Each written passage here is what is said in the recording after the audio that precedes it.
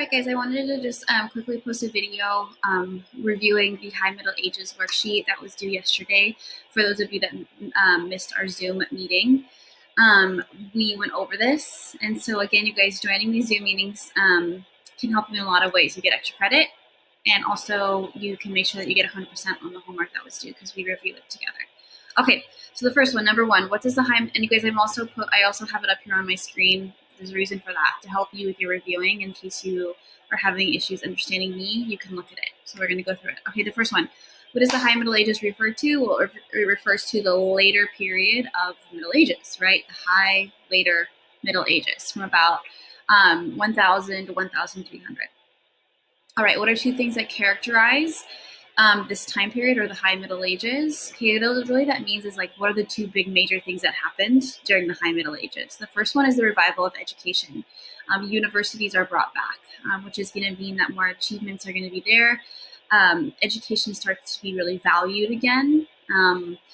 And so that's the first thing. The second thing is a decline in the barbarian invasions. And you guys, those are like the Vikings, those scary groups that were coming in and invading the monasteries and invading kingdoms, which is why there was a need for castles, right? That kind of stops in the High Middle Ages. And we see more political organization, more centralization, which means a decrease in feudalism as well, and a need for that.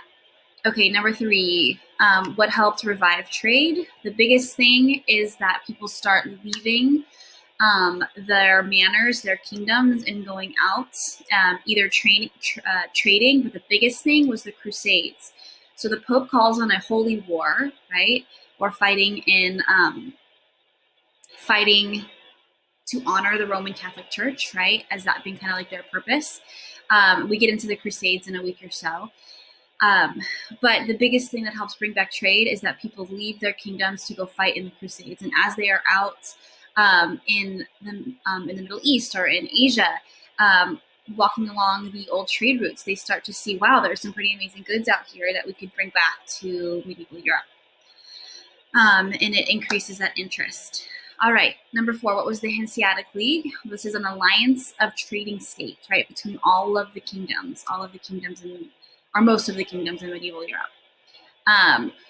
And what did it do? The Hanseatic League, or this alliance of trading states, is going to regulate, protect trade in Northern Europe.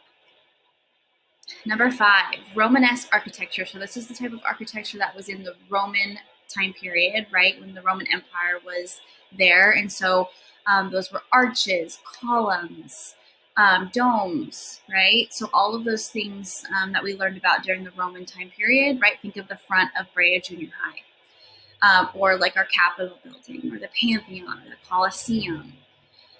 What was the problem with this style? The problem with this architectural style is that as the walls got higher, the domes got bigger, pillars supporting it became thicker and thicker and thicker. And so it was hard to create with this style. It was hard to create really, really, really high ceilings. And it was hard to have big windows, right? Those types of things, because they were so heavy. Those columns were so heavy. All right, number six, what were the windows like in the style of church? The windows were small because they had to be. If there were big openings, then it would have caused the roof ultimately to collapse, okay? And so the windows had to be small, and they had to be located really, really up high. All right, number seven, what was this new architectural invention? It was the flying buttress, right, which is this right here. How did it work? It supported the existing outside walls of the cathedral. They look like spiders, right? And it helps hold up the roof. What was the buttress, the flying buttress, which I know is such a fun word, right?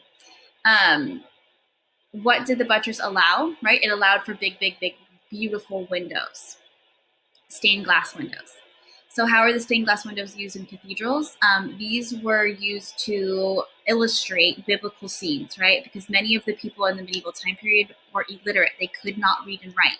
And so these big, beautiful windows depicting the images helped everybody. It helped have a sense of unity within the Roman Catholic Church for those that could not read and write, okay? And it served to educate the Christian faith. All right, you guys, hope this helped.